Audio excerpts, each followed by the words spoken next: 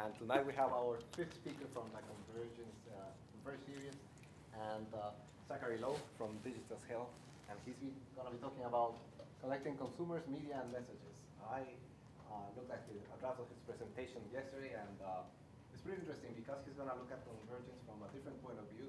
He's going to tell us about when it doesn't work and when it works and how it works, and through process and understand how it actually the real marketing process works with convergence.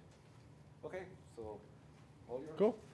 All right, well, thank you, Julio. I want to thank all you guys for coming out to listen to me talk for a little bit. I think it's awesome that the school is doing stuff like this and allowing you guys to have a bunch of people come out and tell you a lot about a lot of different things. And I appreciate the time you guys are taking out of your day to come and listen to me. Give you a little presentation about connecting consumers, media, and messages. I'll get into it a little bit later, but I work at an advertising agency as a media director. And that means that one of my jobs is to connect our brand's messages, so their advertising messages, to our consumers. It's changed a lot over the last 75 to 80 years, but it's changed exponentially over the last, I would say, 5 to 10 years. I'm going to talk to you guys today not only about how it's changed and what's changed, but also about how we've adapted to those changes. And these are things that are either proprietary to the agency that I work at, or even just to me myself in helping my clients understand what we're trying to do with regards to making their brand messages appeal to the correct people. So we'll start off with a little bit about me. This is literally my Facebook page. If we were buds, this is what you would see when you went and checked me out. A little bit about me. So I work at Digitas Health. I'll tell you a little bit more about that on the next slide, I hope. I studied at Temple University, their main campus in Philadelphia, but I also spent some time studying at their Japan campus as well.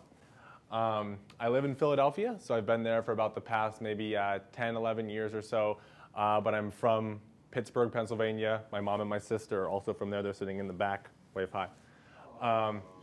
And then I'm married to a lovely woman, Zachary Lowe. Her picture or anything isn't in here, but she's wonderful, trust me.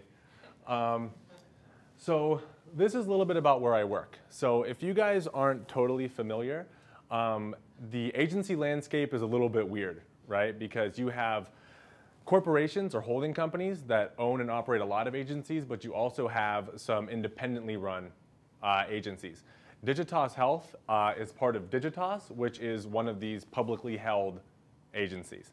So Digitas Health, where I work, is part of Digitas, which is based in Boston. They do a lot of work for some of the largest brands in the country, which is awesome. It's a lot of opportunity for us to experience a lot of different client challenges. But Digitas Health, where I work, is a part of a larger piece of Publicis called the Publicis Healthcare Communications Group. And what we set out to do is to create a very specific niche agency collaborative that helps to serve all of our healthcare, pharmaceutical, and information technology clients who need a very specialized point of communication and agency to work on their stuff, because it's a lot different than any retail or automotive or any other category that's out there. It's a lot more complex. So then above the Healthcare Communications Group is Publicis. Now Publicis is a French company based in Paris. They own about 30 different agencies, all told 3,000 employees, and they're in about 32 different countries with these different agencies. So this is sort of my linear piece. So I ultimately work for Publicis. They're the ones that sign my checks, but they have a lot more to look after than just me.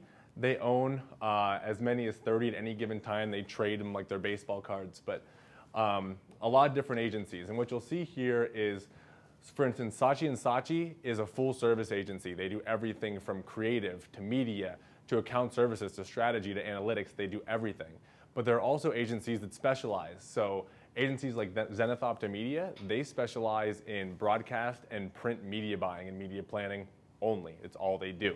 So for a lot of clients, what happens when you come to someone like Publicis is that you will sign on with one agency for a specialty. So say you need someone to help you build a website and facilitate your digital marketing objectives, you might come to Digitas. But the beauty part is, if you need some advice, you need some kind of consultation about anything else, we can resource any of the other agencies within the network to make sure that we not only get you the answers you want, they're the correct ones, and we're not just sort of blowing our own egos up by trying to figure out something that we don't understand. So there's a lot of subject matter experts within this section. I should say within the agency collaborative, but I'm going to look at this today from the perspective of somebody who works at a digital specific agency, but is challenged a lot to solve problems that go far beyond digital, and our response to doing that. So this little guy in the corner is me. I am a media director, which means on the surface, I manage a group of people who do an awesome job planning and buying media on behalf of our clients. That starts at the ground floor by gathering consumer insights and ends with literally reconciling all the billing that comes in when ESPN.com sends us an invoice for $1 million. My guys get to deal with that. But I'm also responsible for enterprise media stewardship. So from my perspective, what happens is I have to manage about 10 or 12 different clients at one time. So I'm managing teams that are overseeing the tactical execution of all of their media and advertising needs. And so my responsibility is to make sure that all of my clients are not only happy, but that all of my employees are doing the right thing, which most times they usually are. I'm responsible for strategy and development, which also means that when my clients come to us and say, hey, you know what, we have this business problem. We're trying to reach these people with this message and we're having a really hard time doing it, or they're simply not reacting to our messaging the way that we want, we can help them re-strategize and retool to figure out the best way to do that. I've talked a little bit about planning and buying team management. Those are the folks that actually take the money that our clients give them, whether it's $5 or $50 million, and they help spend that in the most advantageous way possible on behalf of our clients. I look at consumer insights. So I am responsible largely for telling all of my clients what's happening with their key consumers and also what's happening just in the general market, so what the general population is doing. They love talking about social media now. They love talking about tablets and mobile. They love talking about video. They don't do it all the time, but they like to talk about it. And so it's my job to make sure that they're about as informed as I can make them, because they have people on their boards or their senior leadership team that needs them to be on top of it, and we have to make sure that they get there. Campaign management. So once my team actually goes out and they spend all this money, we have to make sure that it's being spent properly, and that's really hard. Our clients are giving us a lot of money and entrusting us with the keys to very expensive cars in some cases. And so what that means is that we need to make sure that every dollar that's being spent is being spent accurately. And we're constantly optimizing our media bias to make sure that every dollar is working as hard as it possibly can. And then last but not least, I go to a lot of meetings, a ton of meetings. And that's not in there to be funny or cute. What it means is that I get to hear a lot of people tell me a lot of different things. And I get to integrate all of those ideas into the processes that fall above this. Something that I learned a lot later in my career that I wish I learned earlier is you have to actually listen, because people say things that are really smart and you're not always just bored. And so going to meetings is an important part, because I'll talk a lot about collaborating with other people, especially those that you don't work with, and how that actually can help you expand your capacity in whatever phase of communications you end up getting into. So this is a short list of some of the clients that we get to work with. I'm not going to say any of them because that might not be PC, because my employers might get upset. But these are some of the larger ones that are actually within the network itself. I personally have worked on, I'll just point, this one, this one, this one, and I currently work on this one. As I mentioned before, I currently work on the healthcare side. So I work with a lot of our larger pharmaceutical and biotech clients. But in the past, I worked at the Seattle office, the headquarters of Razorfish. That has a lot of consumer packaged goods clients, even more retail clients, where I got to get a lot of this experience. And so a lot of what I've seen from some of these larger and more consumer-facing companies has helped me revolutionize the way that I view healthcare and pharma, which sometimes can seem boring on the surface, but it's actually really interesting when you get down to it. So we're going to get into the meat of the presentation now, which is connecting the dots. This guy right here is Arthur C. Nielsen Sr. If you guys have ever heard of a Nielsen family or Nielsen ratings, the TV ratings, this is the guy that started all of that, right? And he had this quote that I think is really, really important for anyone to remember, no matter what line of work you're in, whether you're a student, you're a professional, whatever. It's to watch every detail that affects the accuracy of your work. And what he meant by that was that it's not just what's in front of you that's important. You're one small cog in a very, very large machine, right? There are a lot of details to know and even more things to incorporate into your work. The more that you know and the more that you're used to making use of those pieces of information, the better off you're going to be. So what I wanted to show you guys was sort of where that vision of his got us today. So starting then, so this is in 1914, almost 100 years ago, there was something called the Audit Bureau of Circulations. And what they said was, well, there's all these magazines coming out and people are reading magazines.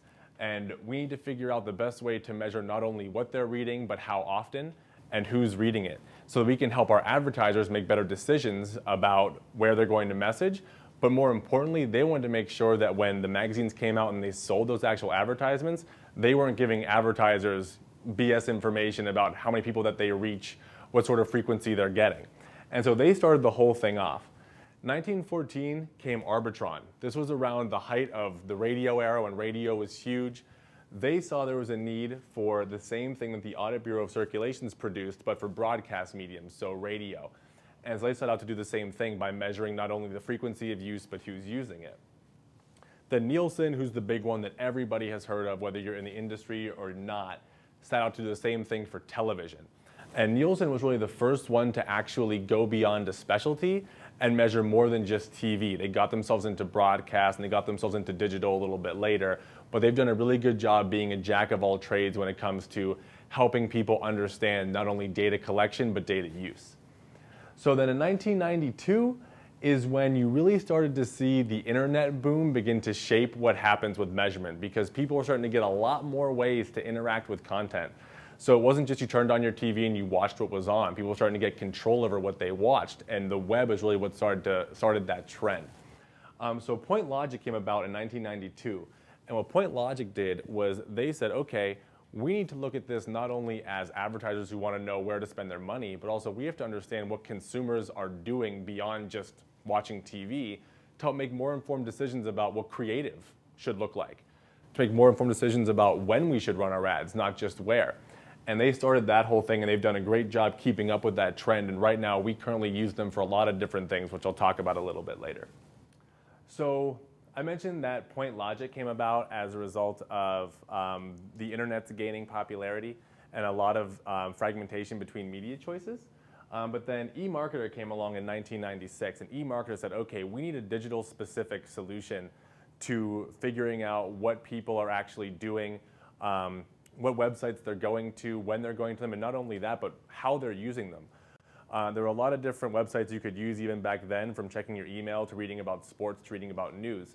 We want to make sure that we had an idea of what sort of folks were doing what and how we could utilize that as marketers. So ComScore ended up being really the first to utilize panel data and pixelation to understand somebody's web activity. So they would essentially have a panel of up to 2 million people who would have these small pixels implemented on their browsers. And so they would get, through the pixel tracking, all the information about your browser's history. And this was all voluntary. It wasn't just like they slipped something into your computer and that was it. And that helps us as advertisers get the same information that the print and newspapers or print and TV guys had, just with a lot more accuracy, and I'll explain why in a little bit. Just to close this out quickly, MRI is a service that focuses only on the consumer.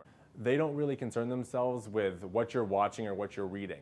They want people to know a lot more about what you're doing, who you are, both demographically and psychographically, what your behaviors and values are, because that's going to serve more on the creative side to help tie together messaging, because you can imagine that there's very, very subtle differences in the words that you use in ads that can change the tonality completely. And so that information that they provide us helps us understand some of those values that people have.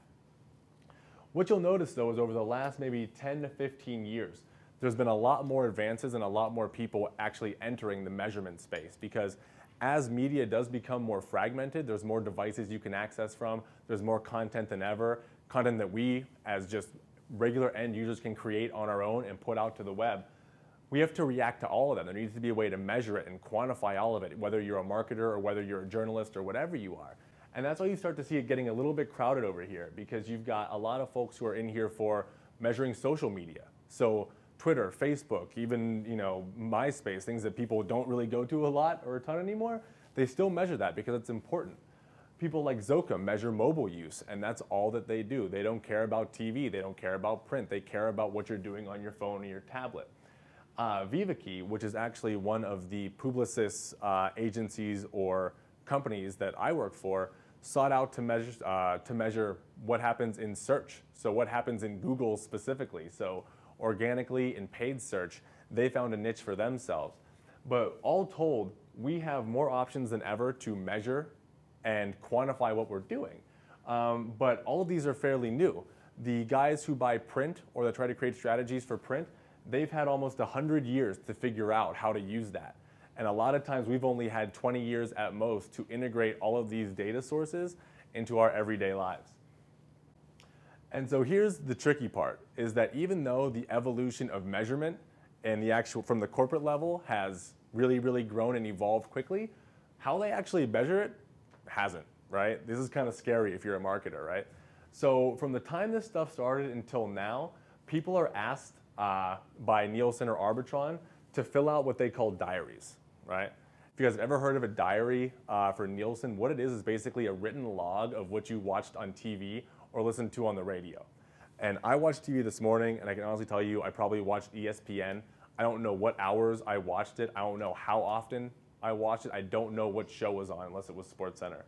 But they would ask you to literally write all that information along with your demographics and who was in the room with you and all those things, what you watched. So if you skipped a day, right, and you didn't write in that binder and you have to go back and go, oh, yesterday I watched such and such a show, there's some unreliability there because you can't be so specific. So that was kind of scary. And people realized how scary that was in like the mid to late 80s, and they came up with this for TV. What that is called a set-top box. It looks like an old school cable box. And you would put that on top of your TV if you were a Nielsen family, and that sought to do the same thing that the pixels that go onto your web browser from ComScore would do. And that would digitally read what you were watching or what you were listening to, and it would shuttle that information over to Arbitron or over to Nielsen, and it would let them know this person who's signed up and registered as a Nielsen family, they have this many kids and they're this old and they have this certain health condition in the house, what they were watching. And then in 2004, this little beeper thing came along, and this is called a portable people meter. And what that thing did was you would basically clip it to your belt or whatever, like I have this thing clipped to me, and it would utilize the sound from your TV or from your radio. And it would integrate not only what sound bites it heard, but it would map that against the actual TV or radio schedule. And it would say, this is what this person is watching. So in this time, there hasn't really been a lot more advancements since then. There's a lot more digital readout technology that happens for broadcast, but this is really the end result. And then I mentioned for digital, it's just worth mentioning here because I couldn't find a picture of a pixel that you'd be able to see from there. But in the interim, people like ComScore who measure digital performance and digital measurement have been integrated the pixels onto people's sites, but they also have panels of folks who simply will answer questions when asked about what their habits are when they go on the web. So the thing about this is it brings up a lot of questions for people, right? When you look at not only what's being measured, but how it's being measured, the first question comes up is around data reliability. So I mentioned how you have to go back into your diary and you have to write down what shows you watched maybe a week ago, because Nielsen will pay you to be a Nielsen family, but they pay you for accuracy. And if you're not being accurate, there's a data reliability question because people are going to make multi-million-dollar decisions based on what you wrote in that diary. And if it's not right, we can't trust it and they can't provide it to us as a service. It's an incomplete picture because someone like Arbitron only focuses on radio. So when you look at radio as a standalone entity, you start to lose the bigger picture of what people are actually doing and what they're watching. And it's also self-serving. These two actually go hand in hand, self-serving and incomplete picture. Because I work for a digital agency. So when I go to see clients and I'm going to give them information on consumer insights, they think that I'm going to make everything digital look way better than it is, right? Only because I'm a digital guy and the people that pay my bills and keep my lights on are a digital agency. So I have a responsibility to continue to bring money in, which means I might have an invested interest in trying to bubble up those numbers, which isn't true, but it's a perception that people have. And last but not least, it's fragmented, right? This sort of aids the old agency model, or I should say perpetuates the old agency model that there are very specific people doing very specific things and they are only subject matter experts in that. It sort of cuts out collaboration. It cuts out the idea of working together as agency teams to work on behalf of the best interest of your client.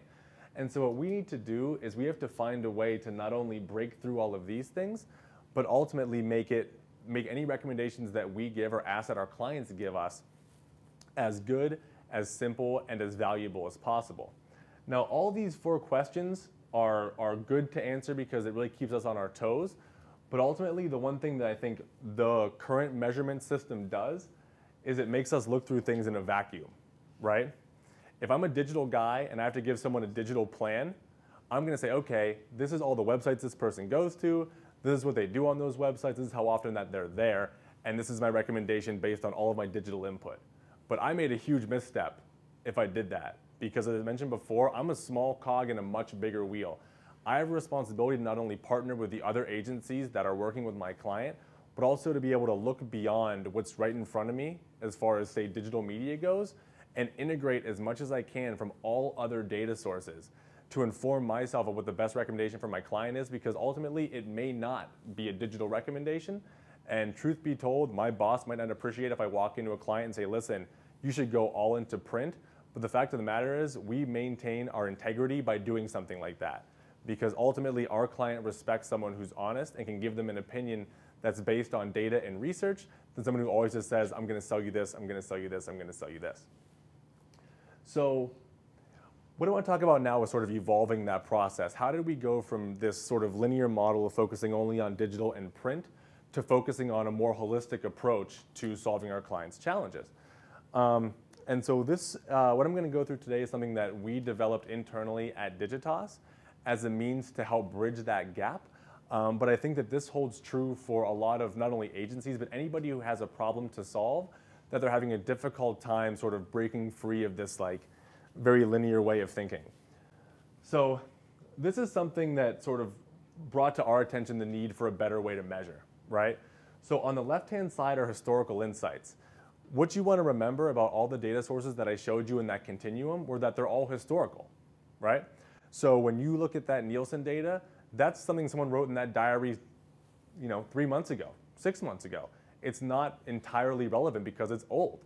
And the fact of the matter is, with media changing so often and people now being able to watch TV on their phones or from anywhere, what someone did 6 months ago is going to be drastically different today than it even was yesterday. It'll be even weirder and stranger and more interesting tomorrow. What also has to happen is we have to focus more on future trends, right? We have to be able to help our clients predict the future, to understand what sort of media and what sort of communication channels are going to be popular for a specific segment of people at any given time. But as marketers, we tend to look on either side of this little chart, but what's real is what's in the middle, right? The consumer reality, because the consumer, which is me or anybody else for that matter, always lives in the middle of that, because we can't do what's going to happen tomorrow. We can't do what's going to happen yesterday. We can utilize the touch points and access that we have today to engage in whatever we're going to engage in from a media perspective.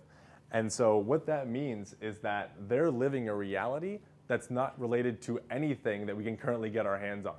And so how do we actually make sure that our clients' messages are landing in the middle of this and not behind it and not in front of it? So we looked at that we made up that little circle continuum and also came up with these 3 reasons that we need to evolve. We need to actually create a more evolved approach to the way that we look at media and fragmentation. The first is that there's a highly intricate and complex channel landscape. Again, there are more access points than ever for the web, for TV, and for print. And that holds true now more than it ever has. And so we have a responsibility to make sure that we're leaving no stone unturned when we're trying to understand what people are doing and how that maps back to our clients' needs and marketing objectives. The second is there's continuous rapid changes in our behavior. So I have an iPhone, I'm sure many of you guys have iPhones, Droids, Windows phones, whatever. Every day when a new app is created that you decide to download and use, that's a behavior change and one that we have to account for. Because, I downloaded Draw Something one day on my iPhone, I played it for 2 days, realized I hate to draw, and deleted it, right? But for those 2 days, what I did with my phone was drastically different than it ever was. I stopped playing Words with Friends. I started drawing these stupid pictures of Snoop Dogg and people swimming. And I didn't like it. And I said, okay, I'm done with it. But then I found something else to do. I download other games. Now I'm playing Scramble with friends. And all of that is a response to the stimuli that I have available, right? And so the more things that people have to do, the more they're going to try. And that behavior is encouraged, of course, or else no one would be creating apps and things like that. But so for us, what that means is that it's even more important for us to live on the front end of that continuum with future trends, right? Because understanding what's going to happen or what people's reactions to certain advances in technology are can help inform decisions down the road. Last but not least, we need to drive a more collaborative approach. I have a responsibility to my agency to help make them money. They keep my bills paid, lights on, and keep my wife happy as long as I'm making money. But I also, at the end of the day, have a responsibility to make sure that if our client works with several agencies, say one that does creative specifically, one that does TV, one that does print, and then me that does digital, I have to make sure that they're all involved in this process because I'm not solving a client's digital problem. I'm solving a client's marketing problem.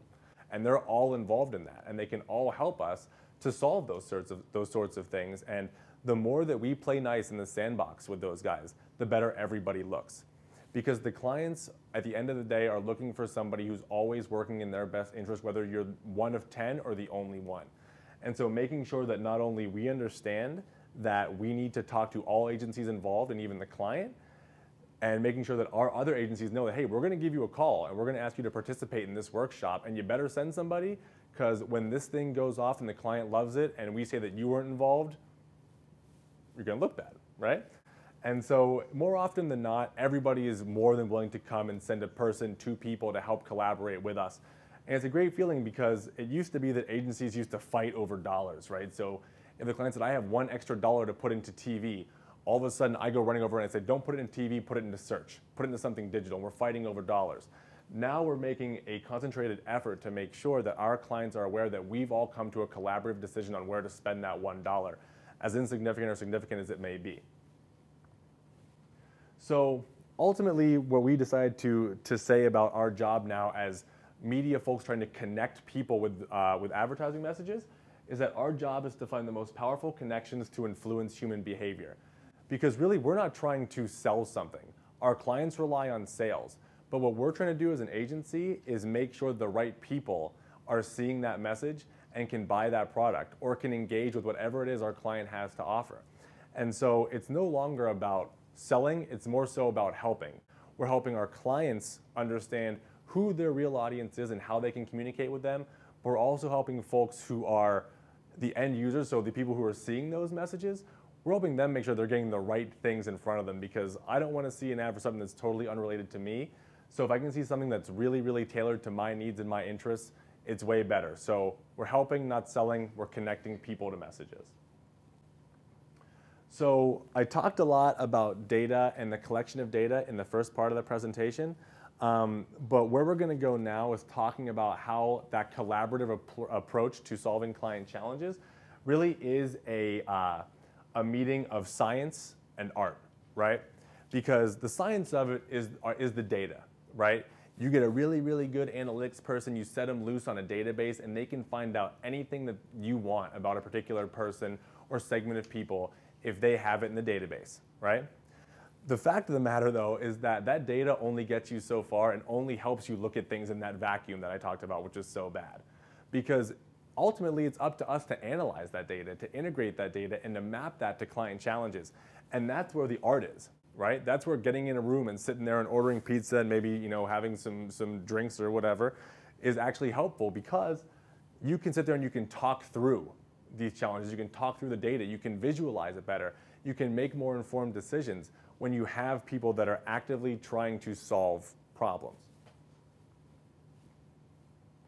So for me personally, what I try and do when I'm faced with a client challenge, they might tell me, Zach, you know what, I'm in the business of selling jeans, right? And I have this great new pair of jeans coming out, they're gonna be awesome, they're gonna be tailored to young people, they're hip, they're fun, they're whatever. I take our client's word on that, and I go back and I try and think of things through 5 different lenses, or 5 different realities, as I call them. And when I go back to our client, or when we go back to our client, I should say, we try and create a framework around these realities for our clients to help them understand what's happening across the board, not just answer how you can sell more jeans. So the first one I can talk about is the cultural reality. And what that means is what's happening with everybody in the world, in the US, or anywhere, right? What are the general feelings about jeans? Who wears them? Where do they buy them? What sort of things do they look for based on their demographics? We can just tell them on the ground floor, what do you have to know about your market? They may already know it, but it's nice to have an agency that does that sort of legwork and can reiterate those points back to you. We call that the cultural reality. So we go from the cultural reality to the media reality, right? And this is where we answer a lot of those questions about what they're watching and how we can communicate with them. And we find for our clients the best ways to actually, or the best places to actually put their marketing to make sure that the right people are seeing it and are able to respond to it appropriately. The third is the brand reality, right? So all of these brands that we work with, for as big or as small as they are, they have their own internal challenges that we have to be very, very well aware of, right? Maybe they're having Salesforce issues, or they don't have any people on the ground who are actually going to the different department stores to help them sell in these pairs of jeans. Or maybe what's happening is that they're seeing that the demographic that they sought out to target as a corporation is getting older, right? And they're not hitting the same kind of people, and their product is actually being utilized differently. There's all kinds of things that happen in the brand reality, and this is where we implore our clients to tell us and impart on us as much information as they possibly can about what's happening with their brand. Because the more that we know, the more we can speak their language, the more that we can respond more accurately and more efficiently to their needs. And the last is the category reality. So the brand is just one little piece of their own puzzle because they're part of a larger category. So if you have, say, a number of competitors who also make jeans, everyone knows there's probably 10,000 people that make jeans, right? There are things that are happening in that category, right? That are shaping things. Certain trends, like skinny jeans are all the rage now, so everyone's making them. It's like we have to understand those things as well because we might not want to make those. That might not be for us. That might not be the trend that we want to ride. But that category reality helps us create a marketing position for ourselves. We can find a unique voice for our brand, and we can find a place within the market that we fit really, really well, and we can actually own that segment. We call that creating a winnable category, right? You're going to end up seeing in a very, very crowded marketplace for whatever it is that there are little winnable pockets. And it's important that you identify those and understand how to react to those. And then in the middle is the human reality. And those things, all four on the outside, basically come into the middle to form the human reality. So if someone knew, just anyone on the street knew everything that we knew about jeans, about pants, what have you, what would their perception be? What would their attitude be if they knew all of these things? How do we think that they would react to the news that you're not going to make skinny jeans or whatever it is? Let's talk about who that actual person is and what their values are and how we can map our efforts back to those. So what we did to help us provide some context around all of those different touch points and realities is we created a framework that aligns ourselves to each one of those. The first of which goes back to the cultural reality, is the discovery phase, right? The discovery phase is basically a data mining exercise, right? You got to find someone who's got a lot of patience and a real passion for analytics to go in and dig up a lot of information to help inform everybody that's invested on what's happening and what information we can use to help make informed decisions for the brand. So where that starts is with consumer analytics. It goes into a consumer journey because not everybody behaves the exact same way when they hear a commercial message or interact with a certain brand.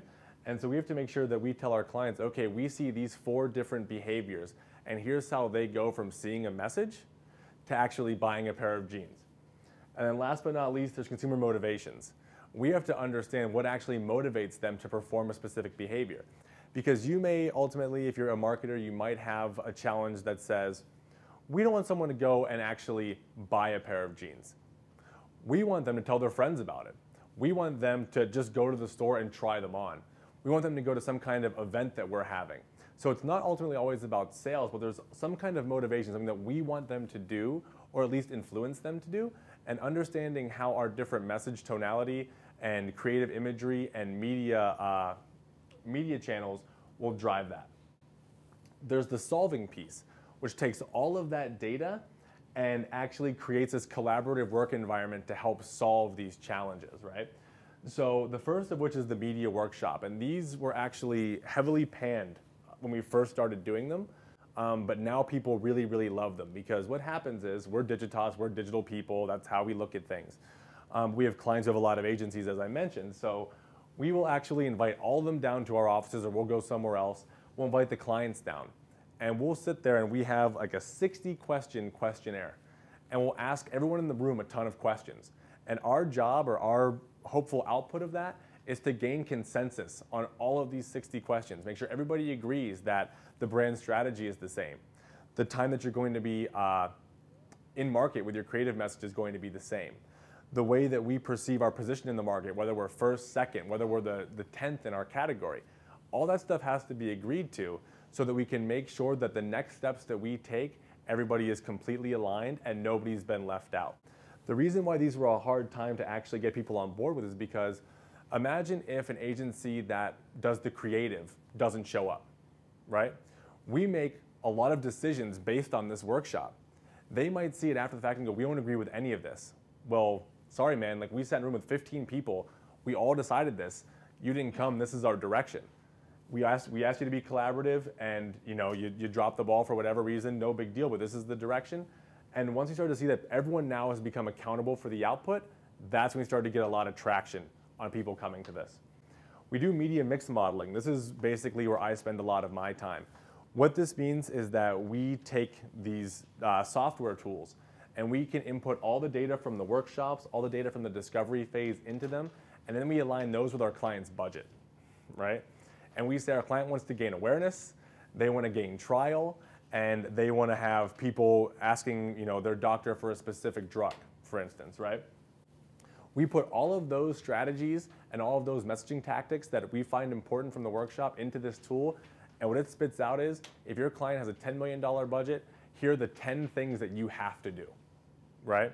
And it tells you, and you can take it or leave it really, how much money you should put into online search, how much you should put into TV, how much you should put into print. But it's important not to get caught up in this. This is where the science comes in. We still have to interpret that, right? Because the reality is our client might not have $10 million after all, they might have 5. And so we have to be able to react to those changes by understanding what the media mix model is giving us. Then last but not least, we do the role of communication. So in the media mix modeling exercise, we learn what channels are going to work well against our specific marketing goals. But what we don't know is how do we actually utilize them? So if we have a TV ad, what should we be saying in that TV ad that's going to make the most sense to get the influence and the behaviors that we want out of it? And so we go through exercises to help us understand the role of all communications, because our clients will usually have an overarching message. Nike has just do it, right? We all know that. But every subdivision of Nike will have its own individual credo or brand strategy or brand tag. And it all has to level up to that ultimate goal of just do it, but it has to be within the framework of each communication vehicle that you're using. Because it might not make sense to have a 30-second TV spot that just says just do it. You might have to have a lot of different things in there to make sure that whatever message you're putting out there is not only absorbed, but also integrated into somebody's brain to say, okay, I recognize that imagery, I recognize that message, it all makes sense, it's all Nike. So development. Development is the activation brief. And so the activation brief serves to collaborate or condense all the information from the first 2 phases, and it gives all of the agencies involved or anyone that's invested outside of the client their marching orders, right? This is a brief that tells you what the client wants us to do, what the expected outcome is, when we're expected to do it by, and for how much money, and a whole bunch of other things, right? But that activation brief, we've essentially helped the client write that. Usually our clients can feel a little bit put on by the fact that they are responsible for creating a document that ultimately will end up spending $100 million. And so the more that we can help them get to that point and gain that comfort level, the better off everybody's going to be. And then we do an innovation workshop. We all get the activation brief, we all sit there and we stew on it. We say, what kind of ideas can we bring to the table? We get together and do an innovations workshop. We know there are things that we're probably going to do. Depending on budget, we might say we have to do TV, it's a no-brainer. But what else can we do? What goes far beyond that? If our client said, listen, all of a sudden I found $90 million, our budget's now $100 million. We don't just want it in TV, we want something that's really, really fascinating to us and to our consumers. We do that in the innovations workshop. We cook up some weird stuff, and I will show you some of that later. And then measurement. Measurement is actually probably, to me, the most important part, bar none, because the measurement confirms everything that you've done to this point. You put a lot of effort in learning about your consumers. You put a lot of effort in trying to solve some of these media challenges, and you put a lot of effort in developing some of these innovative ideas. But if you didn't also put quantifiable goals against everything that you did, it's going to be very hard to tell a client or anybody else, even someone at your own company, that you succeeded. Online content, so when they go online, what are they looking at, right? Not what sites, just what are they doing? What sort of subject matter interests them? We look at the digital channels, so how are they accessing the web? We look at their online activities, we look at their social media activities, we look at their mobile activities, we look at all of those things. But when you first see this, what this is a giant Excel sheet. It's ugly as sin. You don't want to give it to a client, let alone read it yourself. So we came up with a way to actually visualize this that's not only appealing, but it's also easy to integrate. Our client can look at this and take one shot and go, oh, there's a huge spike right here. What does that mean for me, right? And that's a good feeling. This has gotten so much great response that our clients actually now ask us to blow these up into poster-size posters that they can put on their walls, and they can always refer to them when they talk about their consumers. We also look at things we call heat maps, right? And what we do is we look at the propensity of certain consumers or certain end users to do certain things as a result of seeing a specific ad, whether it be on TV or print or what have you.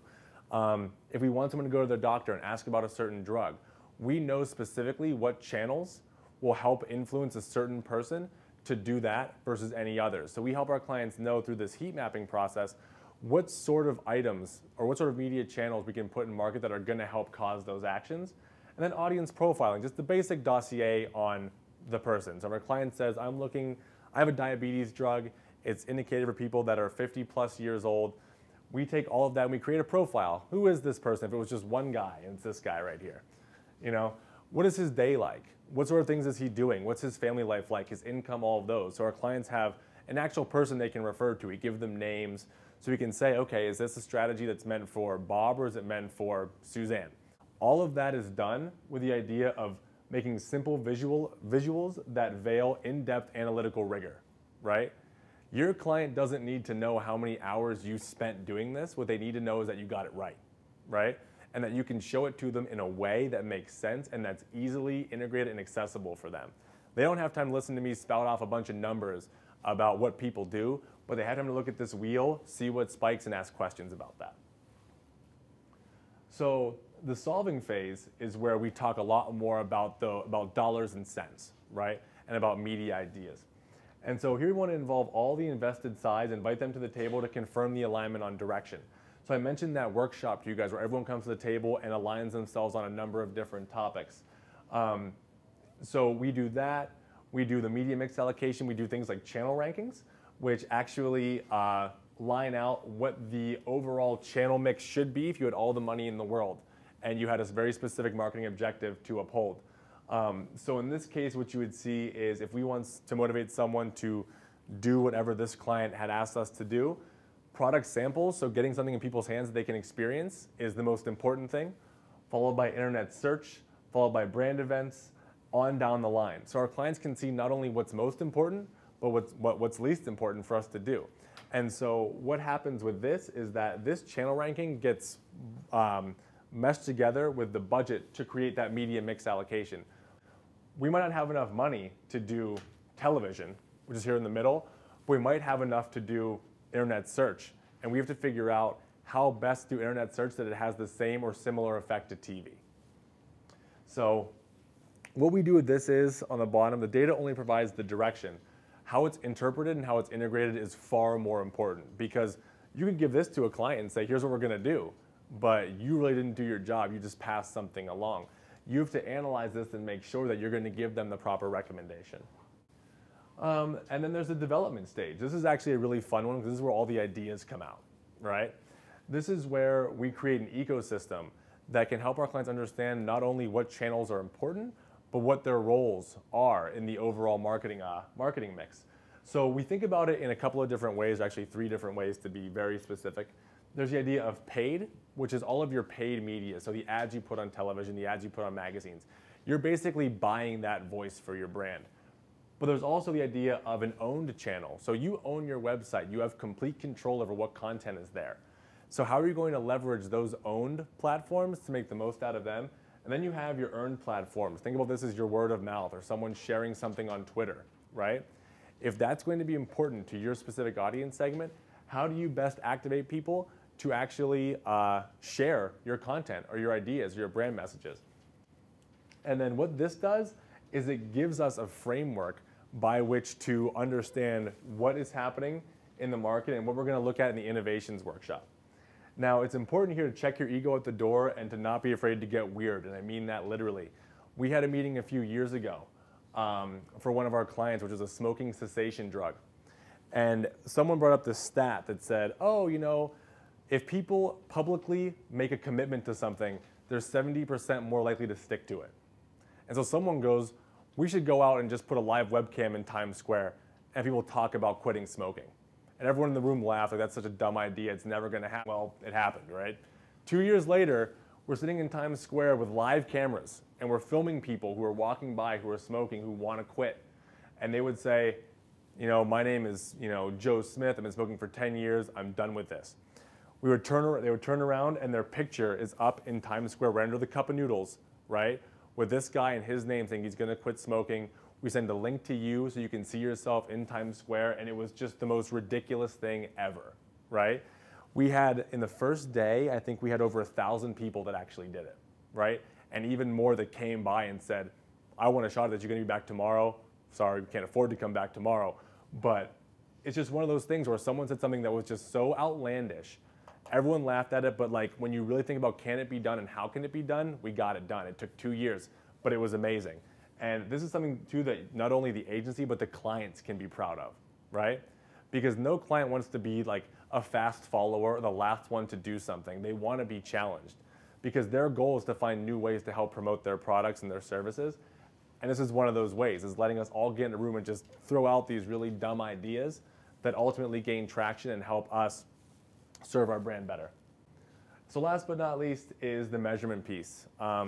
I talked about the need for transparency, and this is an example of a dashboard that somebody would use to actually look at what's happening on their website and what's driving their business in real time. You can go on this and you can look at it, you can go, oh, I handle Nike.com, not me personally, but if I were a client or a marketer, over the last 3 months, I've seen a spike in my visitation, right, to my website. I know that search is driving a lot of that. Here are the key search terms that are currently getting somebody to my website. Here are the different categories that my digital ads are running in, right? There's a lot of information here that they've never had access to before, but that they have to have access to. And the reason why they have to have access to it is because they're spending a lot of money not only to maintain that website, but to get people there. And so our responsibility ultimately is to make sure that they know exactly who's there, and if it's not who they want, to change direction or change strategy to respond to that. So with the measurement thing, you didn't do all that work for nothing, right? You want to prove to yourself and to anybody else that helped you that you guys did the right thing. This also helps you learn, because if you didn't do the right thing and you see something heading the wrong way, you can course correct earlier, and you can course correct based on fact than based on a sales sheet 12 months later that says, oh, our sales dipped in Q4, we can respond to it now. So that's that. Last slide, or second to last slide or something. Continued evolution, right?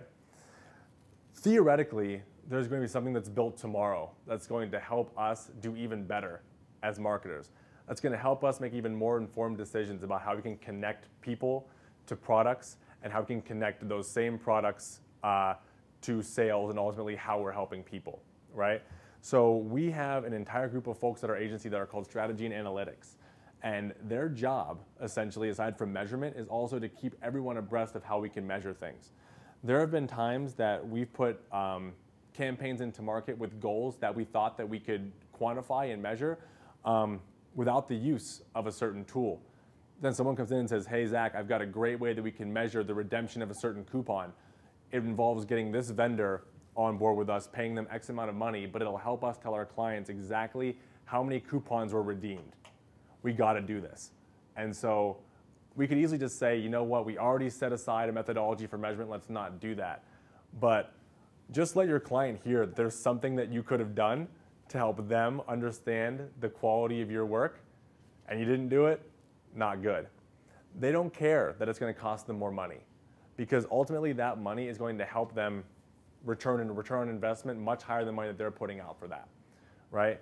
So you have to always be on the lookout for not only different ways to measure, but also different ways that you can integrate all the data that you're collecting, right? Because you're going to get into data overload from time to time, right? You're going to have Excel sheets that are thousands of cells long that you don't even know how to look at. So you're going to compartmentalize them and say, okay, this column in this Excel sheet is the most important one for me. There might be something that's hanging out way at the end in, column ZZ that you're never going to see. But unless you figure out a way to format that makes it easy for you to identify those small little idiosyncrasies, you're never going to realize the true potential of all the work that you did to get that data in-house. So what I would say is when you find a process that works, make sure you get somebody else's eyes on it. Continue to evolve that process and make sure that what you're doing is not only right for you today, but right for you tomorrow and the next day. That said, I'm done. It's like exactly an hour, maybe a little bit less. I'm happy to answer any questions that you guys might have. I don't have anywhere to be, so please feel free. In the meantime, this is all of my social media stuff. You are more than welcome to holler at me on any of these that you feel like. But that's it. Thank you very much. Hopefully you found this informative and you found it useful. And again, don't hesitate now to ask questions. If you want, just email me. Well, I guess you can't email me, but direct message me, whatever, and I'll try and get back to you, I promise. Yeah, thanks. Appreciate it.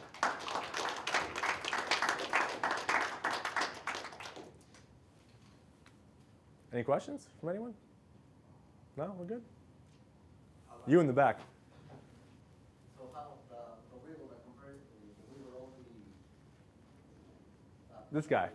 how is that going to change in 10 years? Ah, I remember this question. What I think is going to happen in 10 years is you're going to see a lot more slices to this pie, right? The more things that get created, the more things we have to account for. So ultimately, this wheel might need to be as big as this room to get everything into it.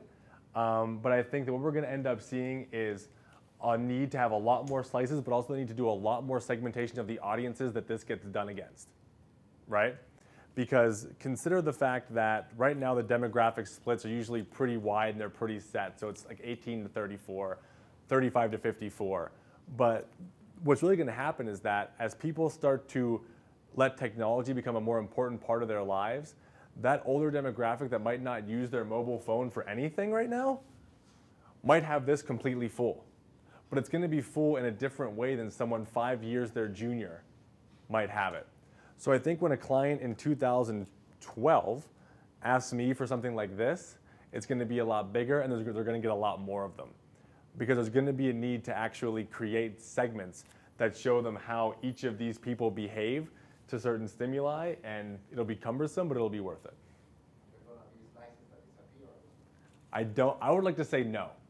I would like to say no for the simple reason that until I see a headline in the New York Times that says no one reads print anymore, it's going to go on this wheel, right? If there's one person that reads it and I have to tell them about a certain product or service, I want to know about it. And so until that day comes and that headline gets run, I don't think anything's going to be taken off. What you might see, though, is you might see the slices contextualized differently, right? So you might see newspaper on there, but you might see newspaper read on a tablet, newspaper on mobile, newspaper in skywriting, however it's going to happen in 10 years. That's how you're going to see it, but I don't think until the day comes that a medium is completely dead and gone that we remove something from the wheel.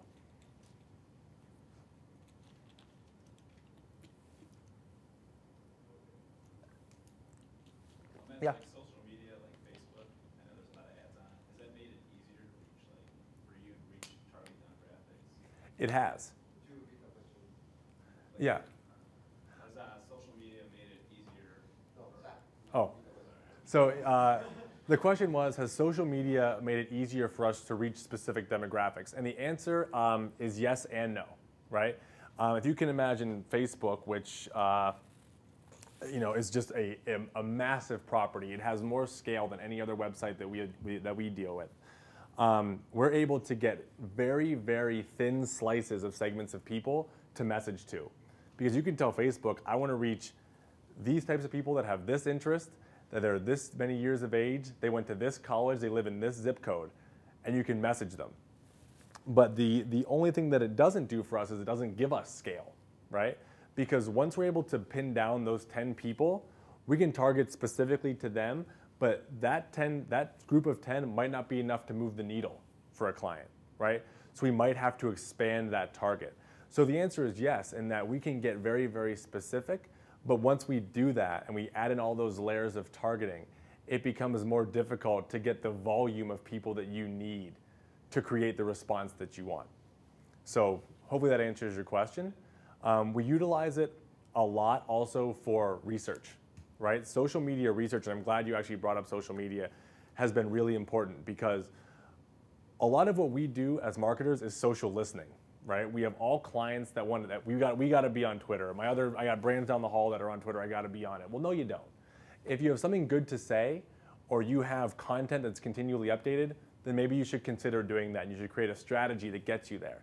But what's more important for a brand that say might not have that kind of voice is that you listen to what people are saying about your product on Facebook or on Twitter, and that you're able to make informed decisions about what those attitudes mean. I had a client once that saw a disparaging remark about their brand on Facebook and they freaked out. They were like, people don't think that our product works. And I said, well, why? Did you guys do some consumer research about this? Did you do a primary study? They said, no, this guy was on Facebook and he wrote on our wall that this drug didn't work. Like, okay. So no one likes your product, thinks it doesn't work. Is that what you're saying? And they're like, yeah. Well, no, it's not. When you look a little bit deeper and you look to all the different social media sources there are and you get beyond this one guy who just knocked you down on Facebook, once you're over that, you can see that these people that were actually commenting on their Facebook wall loved the product. And full disclosure, this is off the record, the product ended up getting discontinued. There was a contamination on the product supply line. And so what happens is they have to essentially pull all the products that were made in that batch off the shelves, right? And so there was a really big write-up about it in the New York Times. And there was a story about it on the CBS Evening News. And the second that people heard that their product was not going to be available in stores anymore, it was literally being taken off the shelves, the messages started pouring out about people rushing to the store to get this before it was actually taken off the shelves, right? There are people writing every day on Twitter about when you're going to have this product back in stores. How can is there a store that sells it that hasn't seen this recall and hasn't voluntarily taken it down? And that to me spoke a lot more to the quality of my client's product than that one guy on Facebook who just didn't think that it made his headache go away, So it's really important for us to make sure that our clients are always listening to, but utilizing Facebook and Twitter when they can.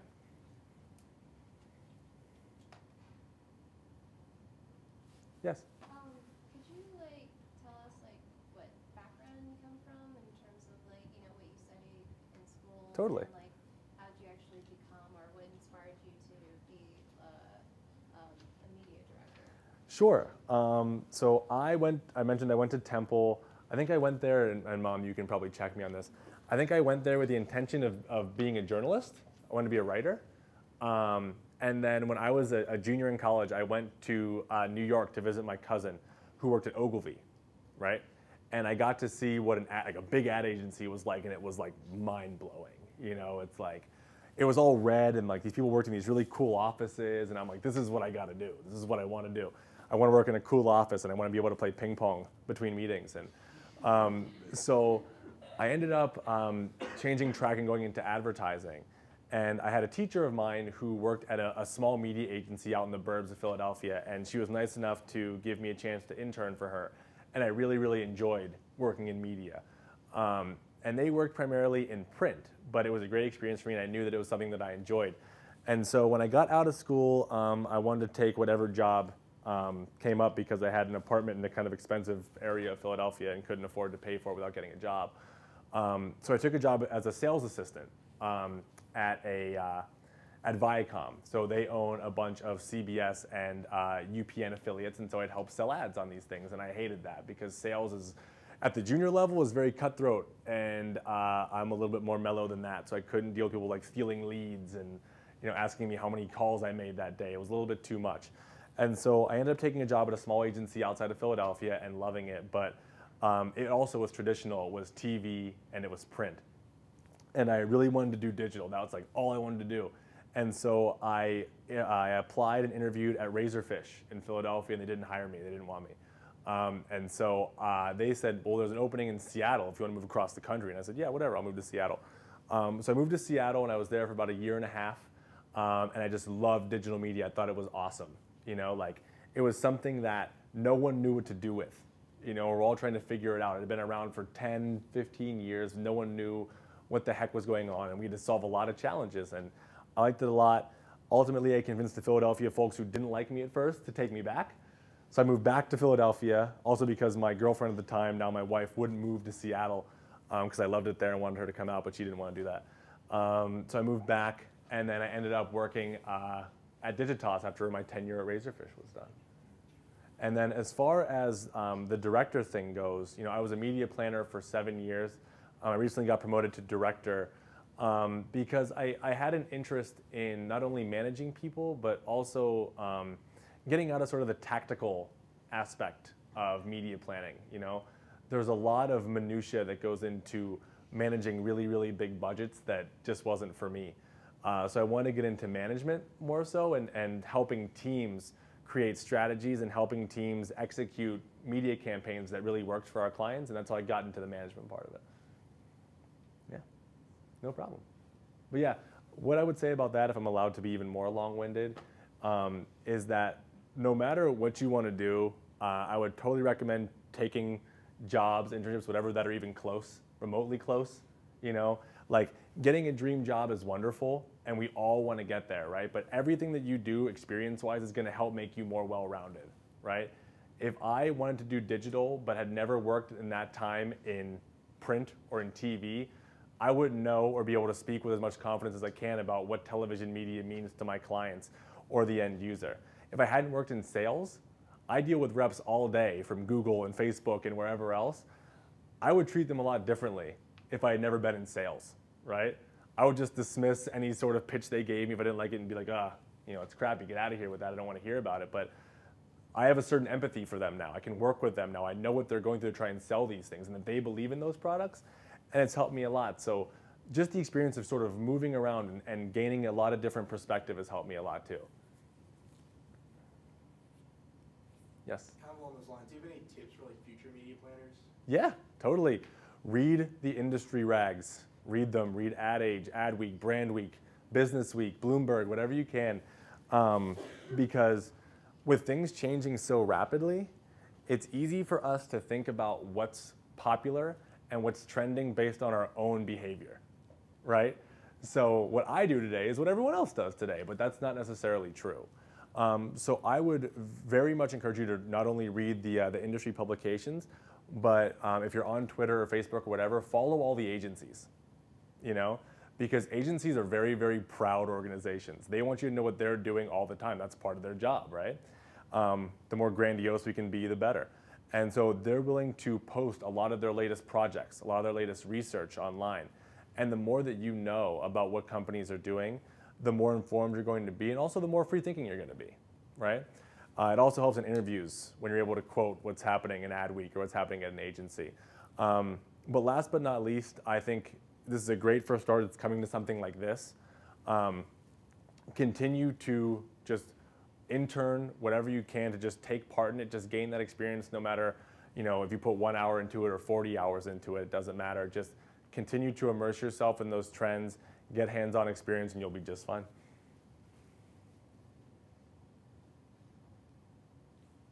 Yes?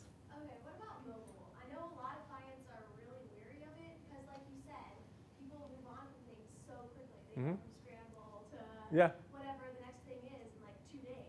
They delete the app. So how do you convince a client that that's a good idea, or do you guys? What do you do about that?